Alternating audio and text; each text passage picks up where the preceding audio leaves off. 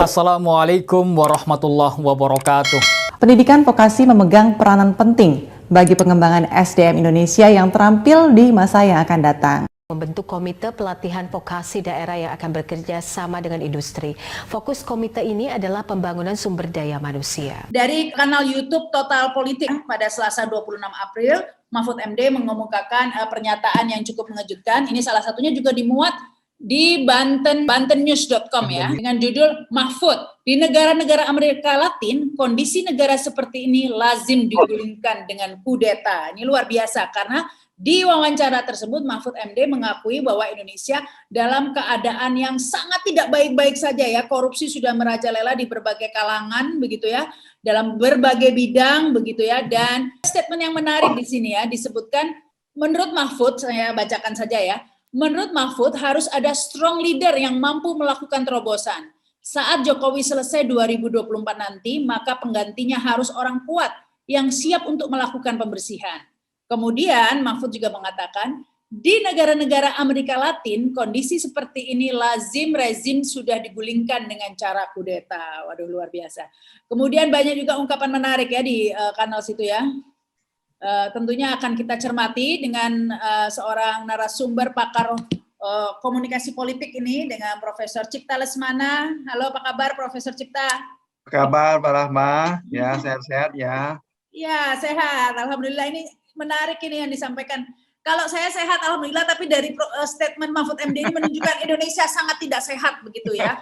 Bahwa bisa dikatakan ini korupsinya menurut Mahfud ini sudah lebih gila dari Orde Baru begitu. Itu Mahfud MD loh yang ngomong pada saat rezim ini terjadi dan biasanya digulingkan dengan kudeta. Kalau Profesor Cipta melihat statement mengejutkan seperti ini, komentarnya Prof? Ya, waktu saya dapat YouTube ini, saya putar, saya dengarkan 3 kali saya dengarkan. Saya juga kaget. Waduh, ini Mahfud MD, Menko Polhukam. Memang belakangan saya amati Pak Mahfud sering mengeluarkan pernyataan yang mengejutkan. Yang tempo hari kita ulas juga di sini tentang wacana industri hukum. Jadi korupsi sudah menjadi industri hukum. Yang namanya industri adalah ya jual beli gitu kan ya. Pak Rama mau jual, nih saya beli, nah berapa duit ya. Itu dia bilang korupsi sudah menjadi industri hukum. Sudah merajalela ya, jual beli tentang keadilan. Itu mengejutkan sekali. Nah, pernyataan 2 hari 3 hari yang lalu ini juga mengejutkan sekali ya. Dia bilang Indonesia ini seperti waduh, udah nggak karuan nih bahasa Betawinya gitu ya. Lebih buruk dari Orde Baru kata dia. Lebih buruk dari Orde Baru. Waduh. Ini apa Mahfud lupa ya? Dia hari ini, detik ini masih menjabat Menko Polhukam. Jabatan Menko Polhukam itu tinggi itu. Ini sama juga menampar Jokowi kalau menurut saya. Ini tangan kanan nih Mbak Rama, tangan kanan presiden. Karena loyalis dulu ya. Loyalis ya. Jadi kalau dari segi komunikasi, apa yang dikatakan oleh Pak Mahfud, menurut saya sebagai orang komunikasi itu sudah empet sekali, sudah kesal sekali Pak Mahfud melihat situasi politik, keamanan dan ekonomi di negara kita pada saat ini ya. Sampai dibilang nih kalau keadaan ini terjadi di luar negeri di Amerika Latin itu biasanya solusinya kudeta. Betul. Saya lama mengamati Amerika Latin. Di sana tuh jatuh mundur terus digulingkan. Kalau korupsi, urus huru hara macam-macam dijatuhkan gitu ya. Nah, kalau keadaan ini jatuh di Amerika Latin katanya gitu ya, ini kudeta ini. Terus Pak Mahfud belum selesai kata-katanya, di-cut sama pendengar yang lain itu, saya lupa namanya siapa itu. Nggak usah jauh-jauh Pak, di atas kita sudah terjadi. Myanmar, atas kita. Juga sama juga, kudeta juga gitu ya. Waduh. Nggak usah Amerika Latin ya, Asia juga begitu. Nah, diakui juga sama Mahfud, iya betul. Waduh ini gawat ini ya. Nah, jadi jawaban saya yang pertama adalah begitu. Saya juga nggak ngerti ini kenapa jadi seperti udah kesel gitu loh. Kesel dan kedua ada nuansa hopeless dari kepala Menko Polhukam kita. Hopeless. Apa masih bisa diobati nih penyakit? Kira-kira begitu. Habis Korupsi sudah merajalela, sudah di legislatif, eksekutif, bisnis, semua gitu. Mau apa lagi sekarang? Bagaimana mau dihantam korupsi? Orang yang hantam korupsi juga. Nah itu Pak Rahma. Tapi kalau dilihat ini motivasinya apa sih sebenarnya Mahfud MD mengatakan? Karena kan kalau kata Profesor Cipta tadi itu mungkin hopeless karena sudah melihat kondisi yang korupsi di mana-mana, sudah gemes gitu-gitu. Apakah benar cuma itu motivasinya? Karena mungkin juga loh ada motivasi lain. Karena ini kan 2024 karena mungkin mau mencari simpati, mau nyapres. Semua ambisi, Rahma juga ambisi jadi presiden, setahu saya. Nah, motifnya apa? Motifnya apa? Kotak-kotak. Yang sebenarnya nobody knows, nggak ada yang tahu. Ya, saya profesor, saya juga nggak tahu motivasi Pak Mahfud lemparkan pernyataan yang menghebohkan ini apa, nggak tahu. Kecuali Pak Mahfud dan Sang Maha Kuasa yang tahu. Ya, memang ada kemungkinan begini, ada kemungkinan kita positive thinking lah, positive thinking ya. Positive thinking kalau menurut saya motivasinya Mahfud ingin memperingatkan kita semua rakyat Indonesia ini, terutama orang politisi, orang akademisi, pengamat politik, termasuk orang media, Pak Rahma ini memberikan peringatan yang serius. Awas, hati-hati, negara kita sudah dalam situasi yang tidak baik, gonjang-ganjing. Awas, awas ya. Mari kita sama-sama, ayo kita bekerja serius. Jangan sampai yang sudah jelek ini masuk ke jurang, hancur negara kita itu. Menurut saya begitu. Positive thinking lah, Pak Rahma. Tapi sebagai pakar komunikasi jangan yang positif juga ya. Kita harus lihat dari komunikasi juga lah, Profesor Cipta. Apa benar cuma itu? Mengingat gini loh, Prof. Kalau dulu-dulu Mahfud MD ini dikenal sangat loyal, sangat membela, kadang-kadang membabi buta, di luar akal sehat kadang-kadang. Padahal beliau ini kan orang yang diketahui pakar hukum, yang mempunyai intelektualitas begitu kan. Buku-bukunya juga sangat bagus-bagus begitu. Kadang-kadang statementnya bahkan di luar nonsens gitu loh kadang-kadang ya, seperti banyak lah ya yang sampai sering menjadi bulian di internet, kita tahu lah ya. Ini saking membelanya rezim begitu ya, kok ujuk-ujuk di ujung tanduk ketika rezim mau berakhir kok seperti lompat skoci, lompat berbeda haluan, berganti haluan, ada apa ini? Iya. Nah begini, jadi saya sebetulnya siang ini mau bicara tentang wacana failed state, negara gagal. Waktu era SBY, saya sudah lemparkan bahwa negara kita yang tercinta Indonesia ini sedang menuju ke jalan negara gagal. Failed state, SBY marah. Siapa yang bilang itu? Kita tambah kuat negara kita. Nah. Negara kita makin lemah. Jadi saya berikan dulu supaya para pemirsa televisi Pak Rahma ini tahu persis what does it mean by failed state. Ya, apa failed state itu? Failed state adalah negara yang sistem politik dan sistem ekonomi dan sistem hukumnya sudah mulai melemah sehingga pemerintah tidak lagi in fully control, tidak lagi bisa mengkontrol negara ini. Jadi begitu lemah sistem politik, ekonomi, dan hukum. Oh, Pak Mahfud nih pakar hukum, profesor doktor hukum tata negara. Memang pinter. Aduh, Pak Mahfud ini pinter sekali. Jadi 3 sistem ini sudah makin lemah, sedemikian lemah sehingga pemerintah nyaris tidak sanggup menanganinya. Kalau negara sudah sampai ke tahap itu, negara itu dikatakan failed state, hampir lagi ambruk, negara gagal. Itu definisi dari mana itu, Pak? Definisi dari siapa itu? Ada beberapa buku, saya kutip ini. Ada buku. Sumbernya dari beberapa buku. Hampir sama, ya. Jadi ini kesimpulan kedua. Apa yang dikatakan oleh Pak Mahfud, menurut profesor ini, Profesor Cipta Lesmana, Pak Mahfud sebetulnya ingin mengatakan Indonesia sedang menjurus ke negara gagal. Dia berikan contoh yang jelas sekali soal korupsi. Bagaimana kita bisa selesaikan korupsi, kata Mahfud. Ya, semua eksekutif, legislatif yang hantam korupsi juga korupsi, pengusaha korupsi. Kita mau berantas korupsi dari mana? Ini bukan Cipta Lesmana, ini omongan Pak Mahfud. Nah, itu nuansa hopeless. Negara yang tidak bisa menangani hukum, yang tidak bisa menangani korupsi, that is false state. Itu sudah negara gagal.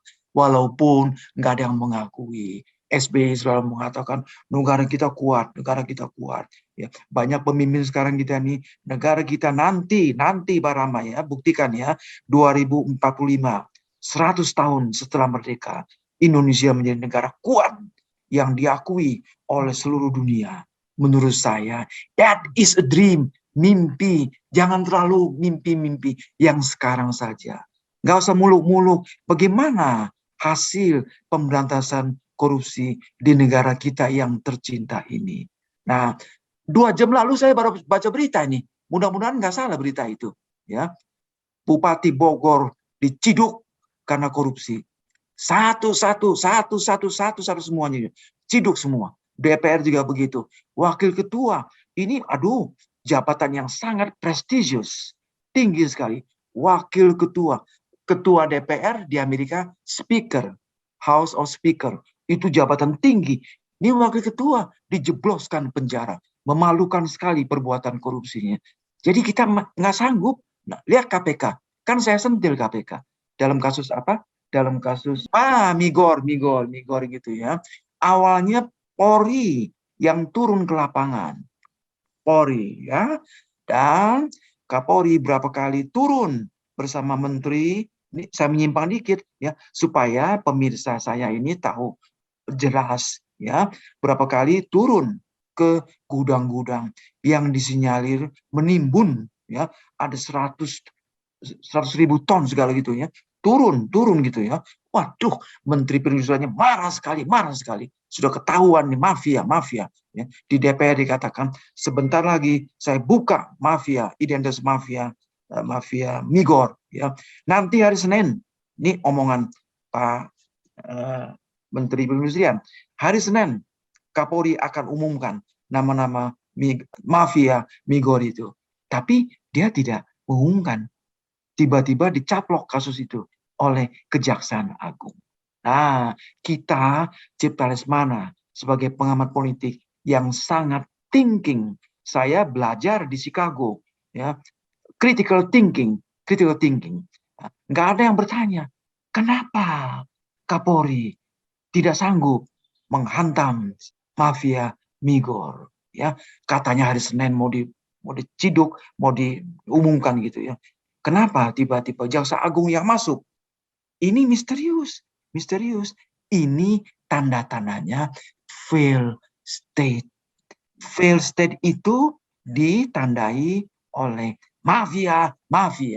Failed state itu biasa dikatakan negara mafioso, Mbak Rahma. Soal failed state ini ya, Pak Cipta ya, kata kuncinya kalau dari definisi tadi adalah kesimpulannya adalah bahwa negara sudah tidak punya fully control gitu ya, dalam bidang ekonomi, hukum, politik, ya.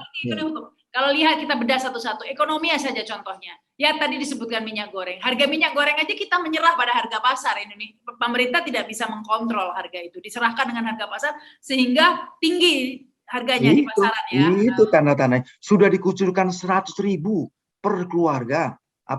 BTL, bantuan langsung ya. Tetap masih tinggi. Nah, ada yang permainkan.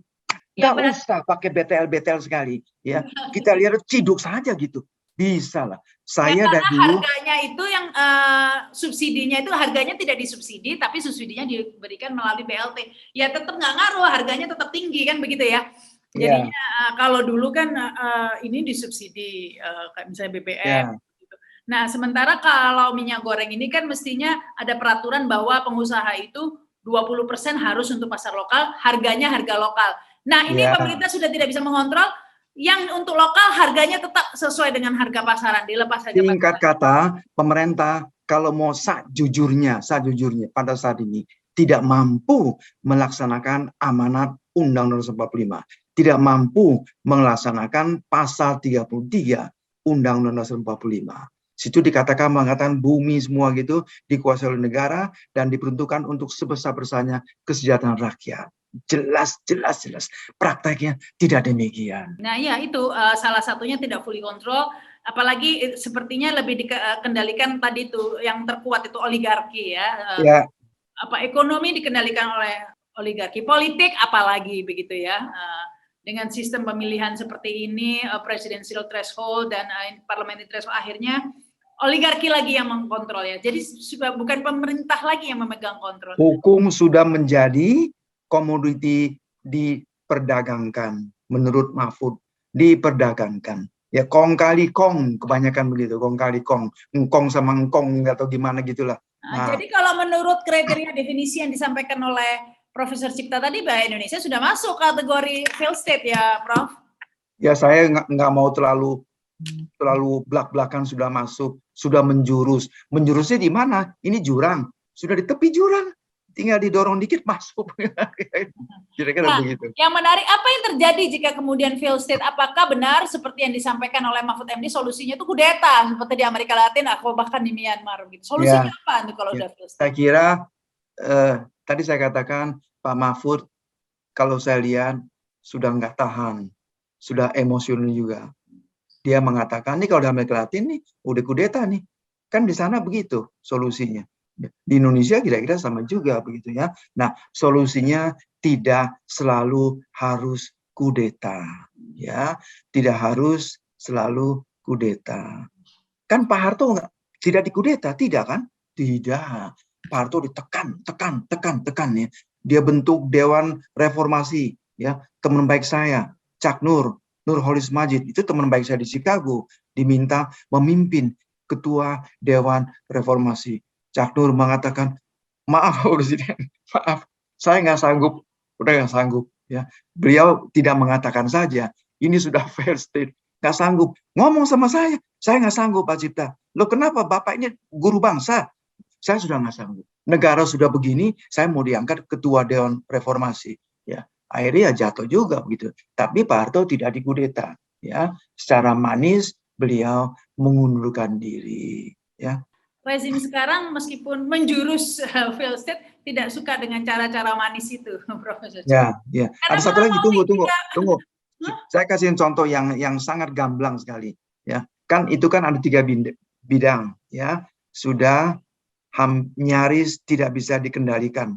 Sistem ekonomi, politik, dan hukum. Ya, ini ekonomi. Kita kira-kira sebulan lalu kali, Pak Jokowi, Presiden Jokowi mengeluarkan peraturan melarang ekspor batu bara, ya, larang. Waduh, heboh waktu itu, dan beberapa negara protes keras kepada Indonesia, terutama Jepang, Korea Selatan, karena mereka banyak ekspor batu bara Indonesia. Apa yang terjadi? 2 hari atau 3 hari kemudian dicabut peraturan itu, peraturan pelarangan batu bara. Cabut, itu kan memalukan. Nah, sekarang ini sudah santer nih. Sudah santer. Presiden Jokowi kemungkinan akan mencabut juga peraturan pelarangan kelapa sawit dan minyak goreng. Presiden Jokowi 4 hari 5 hari lalu keluarkan peraturan melarang secara total ekspor kelapa sawit dan migor dalam upaya mengendalikan harga migor yang membuat Bapak Presiden kita ini pusing, kesel sekali. Sekarang sudah santer. Ini sebentar lagi bakalan dicabut ini. Kenapa? Banyak negara di luar ini juga sudah gaduh. Waduh, negara-negara yang banyak impor kelapa sawit dan minyak goreng di Indonesia. Mereka dirugikan gitu kan? Ya. Ini kemungkinan dicabut lagi. Bayangkan.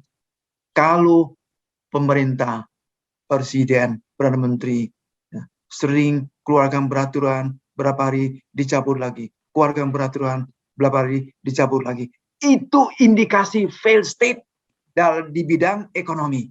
Ya Pak, rasanya tadi itu. Kalau sudah bidang ekonomi, politik, hukum sudah masuk kategori failed state dan solusinya adalah tidak harus kudeta menurut Prof. Kita ada cara yang lebih manis yaitu seperti Pak Harto mengundurkan diri. Tapi antara lain Tapi Ya. jadi sekarang boro-boro mengundurkan diri, malah sebelumnya mau 3 periode, biji mana? Jadi Kalau Mbak Rahma katanya tanya saya begini, saya menjawab walau alam, no comment. Nah iya, jadi lantas solusinya apa jika kemudian tidak akan, sepertinya naga-naganya tidak bakalan mengundurkan diri karena justru sebaliknya mau nambah diperpanjang gitu. Iya, Kita pilihan yang terakhir dong bahwa harus kudeta. Seperti saya, yang dikatakan Mahfud.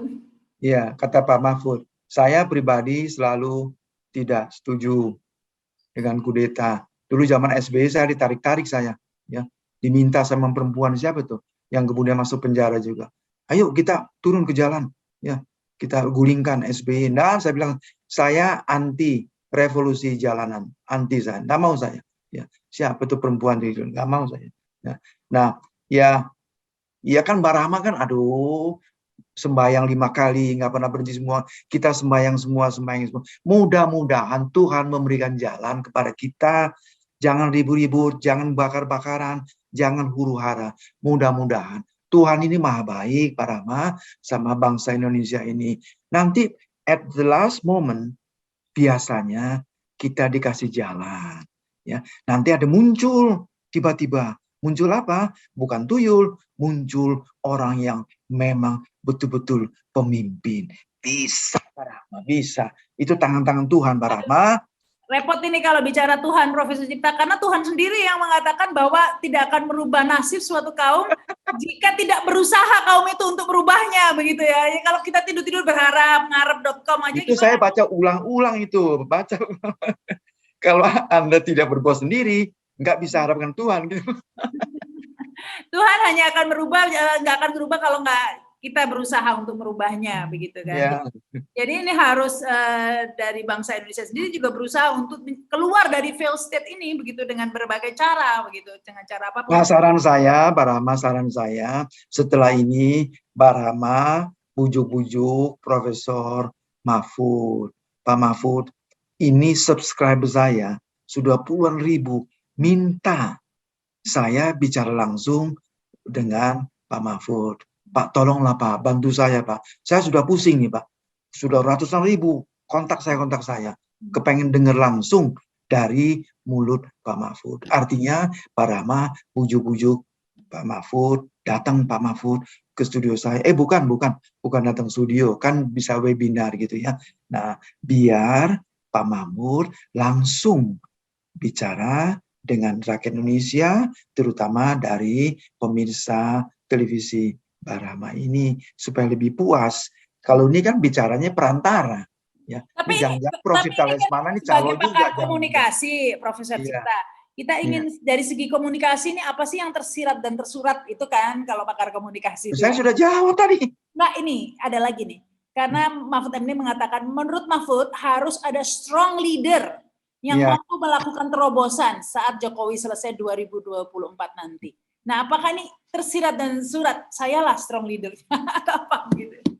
Apakah ini tersirat atau surat? Saya walau alam. Tapi saya mohon maaf kalau pendengar banyak yang nggak sependapat dengan Cipta Lesmana. Karena saya kaget juga pendengar pemirsa Mbak Rahma ini, ya, itu puluhan ribu mencintai Cipta Lesmana. Heran juga saya. Nah, banyak fansnya Pak. Tadi menurut saya, ya, strong leader. Mbak Rahma, mohon maaf, saya setuju. Setuju saya. Indonesia ini negara sudah hampir gonjang-ganjing, harus strong leader. Tetapi strong leader yang bukan otoriter. Ada Mbak Rahma, strong leader, tapi tunggu. Ini Mbak Rahma mau nafsu sekali sih, mau cepet-cepet sekali gitu loh. Strong leader, tapi dia masih punya sifat-sifat demokratis. Ada itu ya pasti ada lah, masa Indonesia sekian banyak penduduknya nggak ada gitu ya. Pasti banyak orang pinter, orang yang strong ya, tapi juga nggak mau tangan besi gitu ya. Dari bursa yang ada sekarang Pak, ada nama-nama kan, ada Ganjar Pranowo, ada Anies Baswedan, ada Erick Thohir, ada siapa lagi nama-nama banyak yang beredar. Ada Prabowo, apa segala gitu. Prabowo. Kalau menurut Profesor Cipta, siapa nih strong leadernya?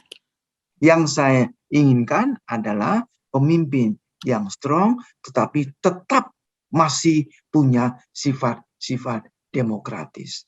Ada berapa? Ada itu siapa, Prof? Suruh nyebutin nama kok. Enggak, saya nggak mau sebut. Itu sudah sangat pribadi, sangat subjektif. Tapi saya yakin Tuhan itu Maha Adil.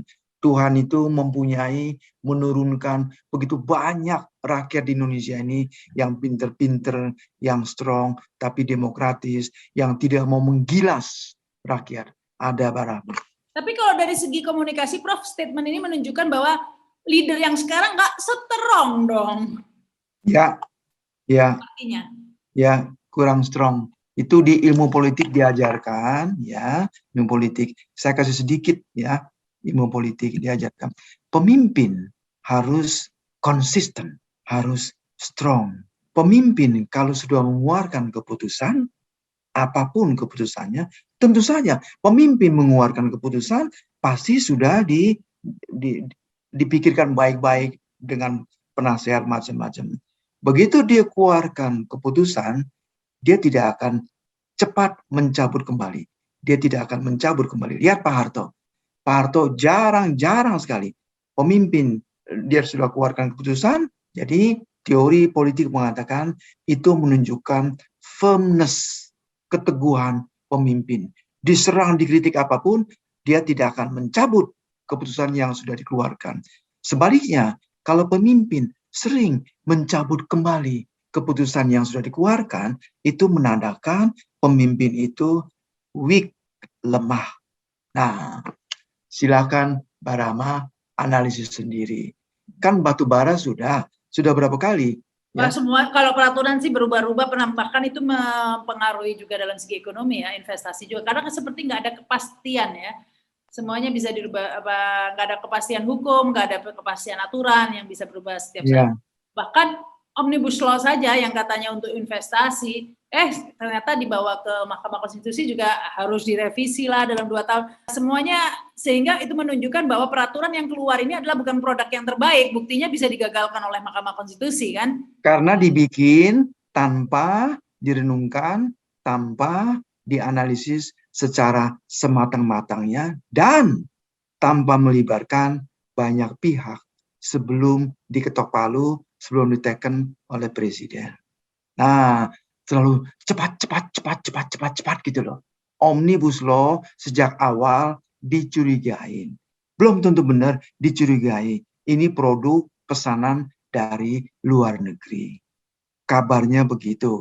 Nah, makanya banyak yang ini, banyak yang protes macam-macam sampai ke Mahkamah Konstitusi. Bayangkan, itu ada sekitar 25 atau 30 peraturan disatukan, dijadikan Omnibus Law.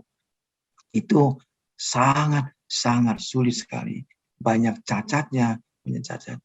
Seringkali terlalu cepat pemerintah ini. Ya, nah sehingga kalau kesimpulannya nih sebelum kita tutup acara ini, Prof. Sucipta, kesimpulannya Indonesia sudah memasuki atau menuju istilahnya, menuju dari dulu menuju terus dari SBY dulu Prof. Sucipta udah bilang menuju, sekarang juga masih belum masuk ke lubangnya, belum sampai saat ini belum. Kalau sudah masuk ke lubang, kalau Indonesia sudah failed state, itu sudah ramai di luar itu. Barama nggak bisa siaran nih.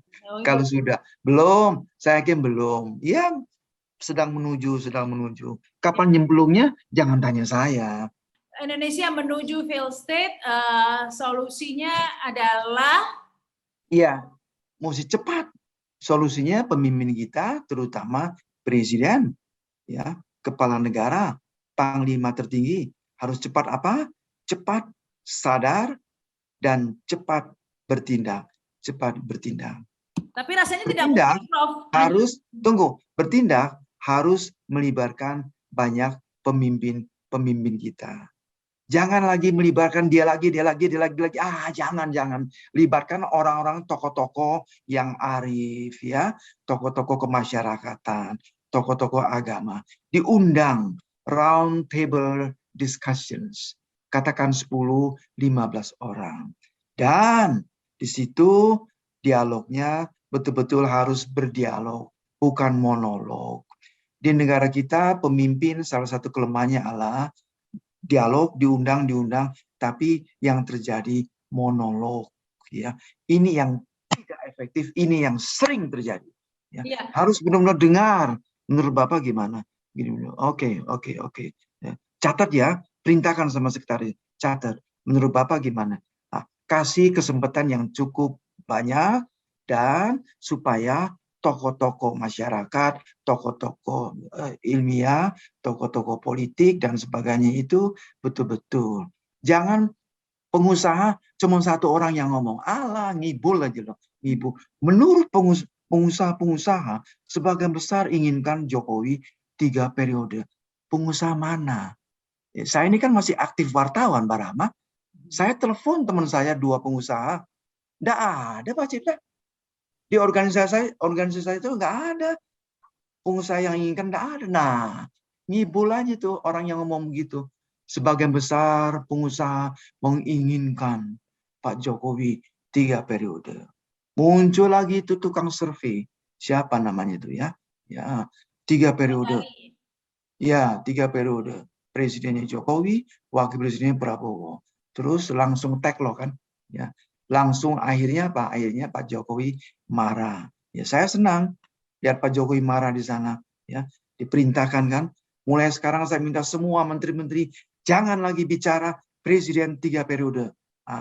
Itu orang Betawi bilang Jokowi sudah empet sekali, sudah empet. Jangan bicara saja. Ya, Rahma ini selalu nggak bisa positive thinking, selalu negatif. Tugasnya wartawan bukan positive thinking, Pak. Saya masih ada positive thinking terhadap pemimpin saya yang bernama Joko Widodo. Tapi positive thinking seperti apa nih Prof ya? Karena kan ini sisa 2 tahun saja. Mampukah memperbaiki keadaan yang digambarkan oleh Mahfud MD ini, di mana korupsi sudah merajalela di semua kalangan, di semua bidang, bahkan lebih buruk dari Orde Baru? Mampukah itu diperbaiki dengan orang yang sama, begitu ya? Karena kalau korupsi merajalela segala bidang, segala kalangan, itu artinya termasuk kalangan istana juga dong. Bahwa istana rasanya bukan tidak mungkin ini, bahwa istana juga sudah tidak steril ya dengan korupsi. Mampukah perubahan itu dilakukan oleh orang yang sama? Menyapu dengan sapu yang kotor, bisa nggak sih? Ini pertanyaan yang nakal, pertanyaan yang provokatif, yang sepertinya meminta Pak Cipta jawab mana mampu gitu kan? Ya, kalau nggak mampu berarti masukin Amerika Latin ke sini. Saya jawab dengan tegas, Pak Rahma, mampu. Saya tetap percaya Jokowi ini orang pintar. Mampunya ini mampu dengan yakin ada harapan atau mampu tapi hopeless sebenarnya? Ya, pokoknya saya yakin mampu. Ya, saya banyak teman-teman yang banyak interaksi dengan Jokowi. Semua mengatakan sama saya, Pak Cipta jangan main-main ya. Jokowi ini kelihatannya lemah, gitu. Nah, Jokowi ini keras orangnya. Ya. Dia juga pinter, jangan seperti ini. Pinter Jokowi. Saya yakin ya.